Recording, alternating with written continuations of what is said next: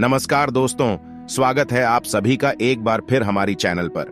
मित्रों, अगर आप भी अपनी लाइफ में कुछ नया सीखना चाहते हो तो इस चैनल को अभी सब्सक्राइब करें। जय श्री राम, हर हर महादेव, देवों के देव महादेव आप सभी पर सदैव कृपा दृष्टि बनाए रखें। स्वागत है आप सभी का दोस्तों। अगर आपके जीवन में पैसों की कमी है, घर में कई प्रकार की बीमारियां लोगों को लग चुकी है जो सही नहीं हो पा रही है, या फिर आप बहुत मेहनत करते हैं और उतना धन नहीं कमा पाते हो जितनी आपकी जरूरत है, घर में सुख शांति नहीं है, तो आज का वीडियो ध्यान से जरूर देखना, क्योंकि आपके दैनिक जीवन में यह बातें बहुत काम आने वाली हैं। आपके जीवन में चल रही सारी समस्याएं अब खत्म होने वाली है।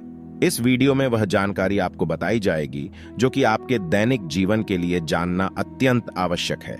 तो दोस्तों, चलते हैं और सुनते हैं गुरुजी से कि वह क्या कहते हैं इसके बारे में। दोस्तों, सच्ची श्रद्धा से कमेंट में जरूर लिखें, हर हर महादेव, राधे राधे। वास्तुशास्त्र में मोर पंख को रखने की सही दिशा और स्थान के बारे में बताया गया है।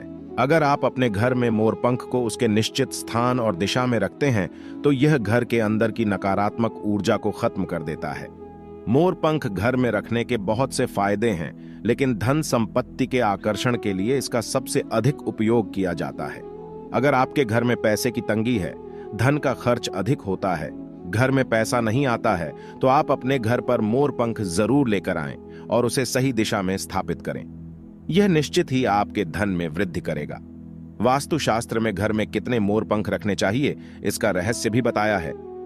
आइए जान लेते हैं मोर पंख से जुड़े महत्वपूर्ण वास्तु नियम। दोस्तों, सबसे पहले हम जानते हैं मोर पंख के धार्मिक महत्व के बारे में। हमारे प्राचीन शास्त्रों में मोर पंख को इतना महत्व क्यों दिया जाता है?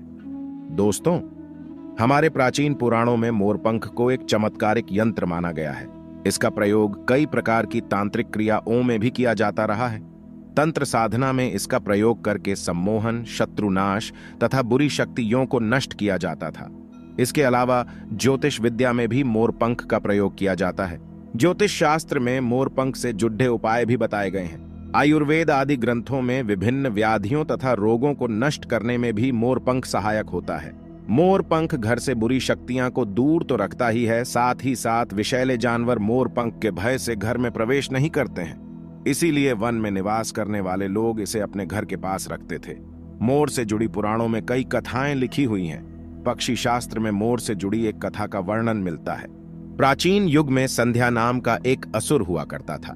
वह बहुत ही शक्तिशाली और बड़ा तपस्वी था। गुरु शुक्राचार्य से विद्या प्राप्त करके संध्या नाम का असुर देवताओं को अपना शत्रु मानने लगा था। उसने ब्रह्मदेव और भगवान शिव से वरदान प्राप्त किया और बहुत अधिक शक्तिशाली बन गया। उसके बाद उसने स्वर्ग पर आक्रमण किया और कई देवताओं को बंदी बना लिया। लेकिन उस असुर को पराजित करने के लिए देवताओं ने एक योजना बनाई और उसके लिए उन्होंने मोर की सहायता ली। सभी देवता और 9 ग्रह मोर के पंखों में विराजित हो गए, जिससे मोर बहुत ही अधिक शक्तिशाली बन गया और विशालकाय रूप धारण करके उस मोर ने संध्या असुर पर आक्रमण कर दिया। इस युद्ध में संध्या असुर का वध हो गया और देवताओं को उनका आधिपत्य फिर से प्राप्त हुआ। सभी देवताओं ने मोर की प्रशंसा की और उसे भी पूजनीय होने का वरदान दे दिया। तभी से मोर को बहुत ही पवित्र माना जाता है। जिससे स्थान पर भी मोर पंख होता है, वहां पर 9 ग्रहों का अशुभ प्रभाव नहीं पड़ता है। दोस्तों, केवल आशि मुनि और देवता ही नहीं, बल्कि भगवान श्री कृष्ण भी मोर की प्रशंसा करते हैं। भगवान श्री कृष्ण ने मोर की श्रेष्ठता का वर्णन किया है और उन्होंने मोर के पंख को अपने मुकुट में धारण करके मोर के श्रेष्ठ होने का प्रमाण भी दिया है। मोर पंख के बिना भगवान श्री कृष्ण कहीं पर भी नहीं जाते। श्री कृष्ण कहते हैं, मोर शांति और प्रेम का प्रतीक है। मोर सुख समृद्धि का भी प्रतीक है। मोर का पंख मनुष्य की हर प्रकार की नकारात्मक शक्ति से रक्षा करता है। दोस्तों, मोर को विविध देवी देवताओं के प्रतीक के रूप में पुराणों में दिखाया गया है। मां लक्ष्मी, देवी सरस्वती, भगवान श्री गणेश, भगवान कार्तिकेय जी, ऐसे अनेक देवी देवताओं का संबंध मोर से जोड़कर दिखाया जाता है। मां लक्ष्मी धन, संपत्ति, ऐश्वर्य प्रदान करने वाली देवी हैं। मां लक्ष्मी को मोर पंख अत्यंत प्रिय है। मां लक्ष्मी के पास मोर पंख रखने से माता प्रसन्न होती है। माता सरस्वती का वाहन मोर है, इसीलिए विद्यार्थियों को अपने पास मोर पंख अवश्य रखना चाहिए। यदि आप घर में बांसुरी में मोर पंख डालकर अपने घर में रखते हैं तो इससे परिवार में सुख शांति का वातावरण निर्माण होता है। दोस्तों, हमारा घर एक मंदिर की तरह होता है। अगर इसमें रहने वाले सदस्य रोज आपस में झगड़ा करने लगे तो ये मंदिर कम, युद्ध का मैदान अधिक लगने लगता है। घर में क्लेश और झगड़े होने के कई कारण हो सकते हैं, लेकिन सबसे बड़ा कारण होता है घर में नकारात्मक ऊर्जा का प्रवेश करना। लेकिन हमारे घर में यह नकारात्मक ऊर्जा आखिर कहां से प्रवेश करती है और इस नकारात्मक ऊर्जा को दूर करने के लिए कौन से उपाय करने चाहिए? वास्तुशास्त्र के अनुसार प्रत्येक घर में नकारात्मक ऊर्जा फैलाने वाली चीजें मौजूद होती हैं। इन वस्तुओं के बिना हमारा घर चल नहीं पाता है। इन वस्तुओं को तो हम घर से बाहर नहीं निकाल सकते हैं, लेकिन उस नकारात्मक ऊर्जा को अवश्य बाहर निकाल सकते हैं। इसके लिए हमें मोर पंख का प्रयोग करना चाहिए। आप मोर पंख लें और उसे अपने घर के मुख्य द्वार के पास हवा में जोर जोर से हिलाएं, जिससे आपके घर के अंदर की नकारात्मक ऊर्जा आपके घर से बाहर चली जाएगी।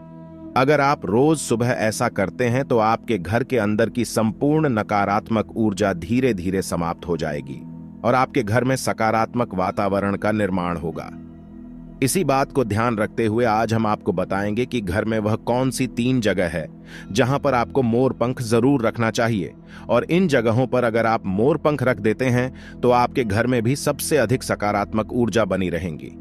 सबसे पहली बात, घर से नकारात्मक ऊर्जा को दूर करने के लिए अगर घर में नकारात्मक ऊर्जा है और परिवार के सदस्यों की तरक्की में अड़चनें निर्माण हो रही है तो आप अपने मुख्य द्वार के ऊपर गणेश जी की प्रतिमा रखें और प्रतिमा की दोनों ओर मोर पंख अवश्य रखें। इससे आपके घर में किसी भी प्रकार की नकारात्मक ऊर्जा प्रवेश नहीं कर पाएंगे। यदि आपका मुख्य द्वार वास्तुशास्त्र के नियमों के विरुद्ध है तो आप मुख्य द्वार पर त्रिमोर पंख अवश्य रख दें। इससे वास्तु दोष समाप्त हो जाएंगे। दूसरी बात, ग्रहों के दुष्प्रभाव से बचने के लिए अगर घर के सदस्यों पर ग्रहों का दुष्प्रभाव है अथवा ग्रहों की स्थिति खराब चल रही है तो मोर पंख पर गंगा जल अथवा शुद्ध जल का छिड़काव करें। फिर इसे ऐसे स्थान पर रख दें जहां पर यह किसी को दिखाई ना दे। इससे ग्रह शांत होने में मदद मिलती है। तीसरी बात, बुरी नजर से बचने के लिए अगर घर के किसी सदस्य अथवा बालक को बुरी नजर लगी है या उस पर किसी की बुरी नजर का प्रभाव पड़ा है तो सोते समय उस व्यक्ति के तकिए के नीचे मोर पंख रखें और दूसरे दिन किसी बहते जल में अथवा कुएं में डाल दें। इससे बुरी नजर उतर जाती है। चौथी बात, पढ़ाई ई में मन नहीं लगता है। अगर घर के विद्यार्थियों का पढ़ाई ई में मन नहीं लगता है, उनकी याददाश्त कमजोर है, पढ़ाई करते समय बार बार नींद आती है, तो विद्यार्थियों को मां सरस्वती के सामने मोर पंख रखकर दूसरे दिन उस मोर पंख को अपनी किताबों में रखना चाहिए। इससे विद्यार्थियों में एकाग्रता बढ़ेगी और मां सरस्वती की कृपा बनी रहेगी। अगर कोई शत्रु जानबूझकर आपको परेशान कर रहा है और बार बार आपको नुकसान पहुंचाने का प्रयास करता है तो मंगलवार के दिन हनुमान जी की मस्तक का सिंदूर मोर पंख पर लगाएं और सुबह के समय बिना नहाए ही इसे बहते हुए जल में या कुएं में डाल दें। इससे शत्रुओं से छुटकारा मिलता है। छठी बात, मनवांछित फल प्राप्ति के लिए अगर मन की कोई इच्छा अधूरी है, कई दिनों तक कोशिश करने के पश्चात भी मनवांछित फल प्राप्त नहीं होता है और कार्यों में बार बार रुकावट आ रही है, तो आप राधा कृष्ण के मंदिर में जाकर भगवान श्री कृष्ण को मोर पंख चढ़ाएं अथवा घर में ही श्री कृष्ण की मूर्ति पर मोर पंख लगाएं और अपनी इच्छा उनके सामने प्रकट करें। 7वीं बात, अगर पति पत्नी के बीच तनाव हो, अगर घर के अंदर क्लेश है, पति पत्नी के बीच बार बार झगड़े होते हैं और आपसी प्रेम कम होने लगा है तो उनके बेडरूम में दक्षिण पूर्व की दिशा में मोर पंख रख देना चाहिए। ऐसे दोनों के बीच में प्रेम बढ़ेगा और आपसी मनमुटाव कम होगा। 8वां उपाय, धन में वृद्धि के लिए अगर धन की कमी है, अचानक धन खर्च हो जाता है तो घर में तिजोरी अवश्य बनाएं। तिजोरी रखते समय ध्यान रहे तिजोरी को पश्चिम की दीवार पर सटाकर रखें और उसका मुख पूर्व दिशा की ओर हो। इससे देवराज की कृपा दृष्टि बनी रहेंगी। साथ ही महालक्ष्मी की पूजा में मोर पंख रखकर उसे तिजोरी में रखें। इससे घर में सुख समृद्धि आती है और धन की कमी महसूस नहीं होती है। यदि धन की समस्या आ रही है तो घर के अग्निकोण में अर्थात दक्षिण पूर्व दिशा में अपनी कमर से ऊपर कंधे की ऊंचाई पर 2 मोर पंख शुक्ल पक्ष में लगाए। जल्दी ही धन प्राप्ति के नए अवसर प्राप्त होने लगेंगे। 9वां उपाय, आप किसी भी शुभ दिन मोर का एक पंख लेकर घर के किसी ऐसे स्थान पर रखें जहां पर आने जाने वाले लोगों की नजर सबसे ज्यादा पड़ती है। असल में मोर का पंख नकारात्मक ऊर्जा को अवशोषित करता है, इसलिए आपको इसको ऐसे स्थान पर लगाना चाहिए जहां ये सभी को नजर आए। मोर के पंख का यह उपाय न सिर्फ आपको बल्कि आपके घर के सदस्यों के जीवन में भी सुख और समृद्धि जरूर लेकर आएगा। दोस्तों, अगर आपको ये जानकारी अच्छी लगी तो वीडियो को लाइक और चैनल को सब्सक्राइब करना ना भूलें। फिर मिलते हैं कुछ नई जानकारी के साथ, तब तक के लिए हर हर महादेव।